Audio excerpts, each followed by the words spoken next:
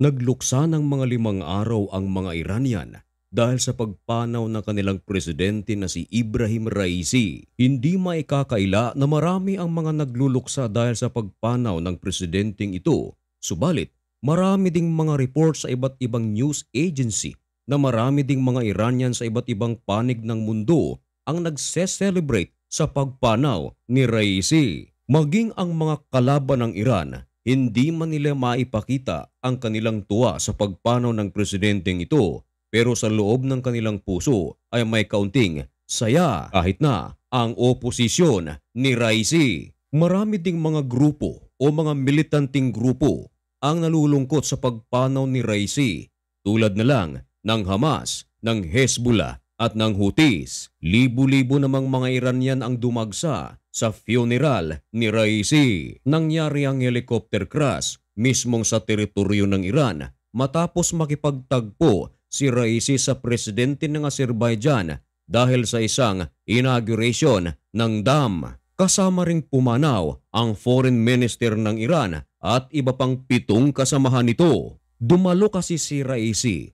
sa East Azerbaijan na kung saan gagawin ang inauguration sa mga dam na Kiskalasi at Kuda Afarin Dams. Mahalaga ang mga dams na ito sapagkat merong kasunduan ang Azerbaijan at Iran para sa pagkukunan ng hydroelectric power. At pagkatapos ng inauguration, 30 minutes lamang mula sa paglipad ng helicopter na sinasakyan ni Raisi. Medyo pangit ang weather sa panahon na iyon sabagat nababalot ng fog ang kabundukan na tinatahak ng helikopter na sinasakyan ni Raisi hanggang sa nawalan na ng signal ang helikopter na sinasakyan ni Raisi. Agad na tumawag ng search and rescue operation ang ibang mga kasamahan ni Raisi at agad na nagsagawa ng operasyon. Na-recover na ang katawan ni Raisi. Ayon kay Major General Hossein Salami, Commander-in-Chief of Islamic Revolution Guard Corps, kasamang pumanaw ni Raisi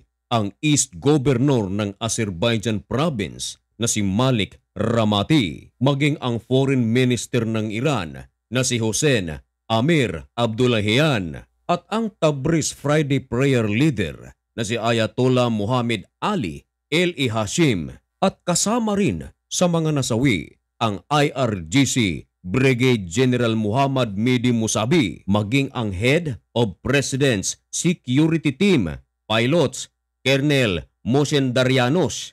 Matataas ang mga ranggo na pumanaw sa naturang helicopter crash. Ngayon, dahil sa helicopter crash na ito na ikinamatay ng mga matataas na posisyon ng Iran, hindi mawawala ang mga usap-usapin kung sino ang may kagagawan nito. Nauna nang naipahayag ng gobyerno ng Iran na ang naturang helicopter crash ay isa lamang accident. Subalit, nagbabala ang gobyerno ng Iran. Ayon sa kanila, be sure na ito ay isa lamang accident na parabang may pinariringgan ang gobyerno ng Iran. Ngayon, meron namang mga opisyal ng Iran ang naniniwala na merong kinalaman ang United States of America sa helicopter crash na ito. Unang-una, ang helicopter na sinakyan ni Raisi ay binili mula sa United States of America at ang helicopter na ito ay meron na mga 40 years old at ginagamit na ito ng mga opisyal ng Iran. At ang helicopter na ito ay merong kakayanan na mag-navigate